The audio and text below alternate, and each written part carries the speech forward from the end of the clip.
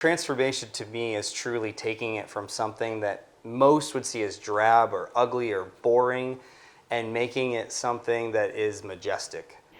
If this house doesn't transform, it will die, and it will be torn down, and no one will ever know that it ever existed in 50 years.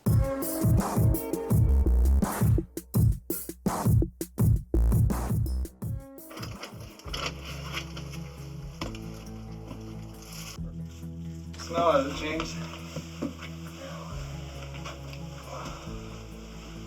If humanity could walk into an estate of someone who left too soon, left unprepared, left broke, you walk into their house and it is the most intimate thing to walk into because their toothbrush is in the bathroom, you know, their underwear is in drawers.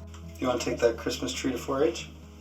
That'd work perfect on that little trailer. It's really vulnerable, and I just kind of have to stop and pause and give some respect before my construction mind can like walk through and get all dreamy.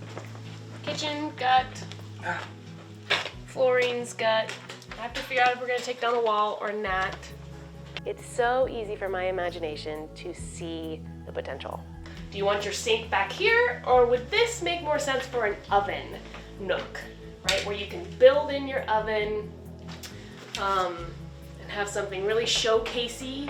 You don't need your sink to be your showcase.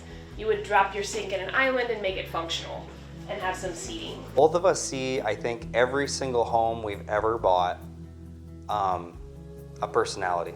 This was Bonnie and Clyde's car. 1 bullet, 2 bullet, 3 bullet, 4 bullet, 5, 6. I see the home a little different than Allie does, and that's okay because at the end of the day, we're having this feeling about what this home is telling us that it wants. We can quite literally make something that may have been awful and sad to something that's great, and that just reinforces my love for her each and every time that we do it. Ready? 1, 2, 3. Oh no! We got some black mold. Let's stay back. No! Alright, out we go. You wanna yeah, that's nasty. If we're gonna transform it, it is work, it is money, it is stress, it is tears, it's literally blood. Yeah, so I think that's just what it means to me. It's like, it's a big deal. And it's usually at critical times.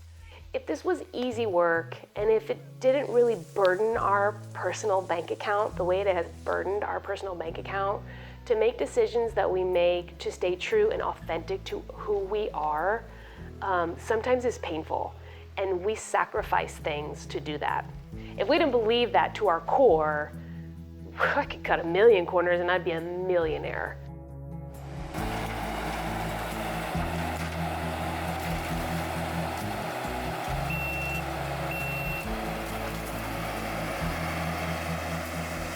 My vision is bring in homesteads. So even if we just end up with one big homestead, fine, but I'd really like to end up with 2 or 3 homesteads on there and have it be kind of like a communal. So basically it's a play off the agrihood. Like people like to say, yeah, I eat my own honey. Like who doesn't, yeah, we get eggs from our own chickens. These are novelties in the world right now, and they used to be these fundamental necessities, and now they're kind of novelties.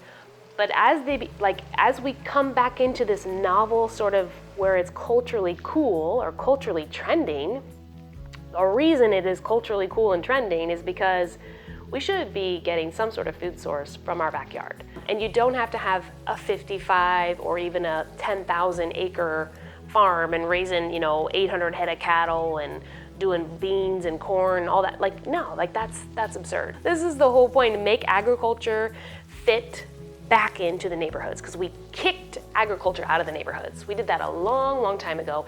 And what we're finding as a society is that doesn't work. People are not happier. We are more dependent than ever on somebody else for our food sources. And quite frankly, that's just not stable to go into any sort of future world that we can envision. These we need to take to the VFW. and give them back to them. So we need to also figure, Someone's medals.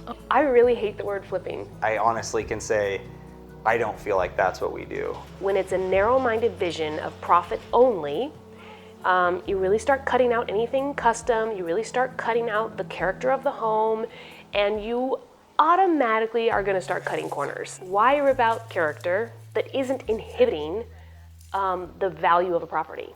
So I believe character actually increases the value of a property, and there really is a balance there when you say, okay, let's renovate and restore.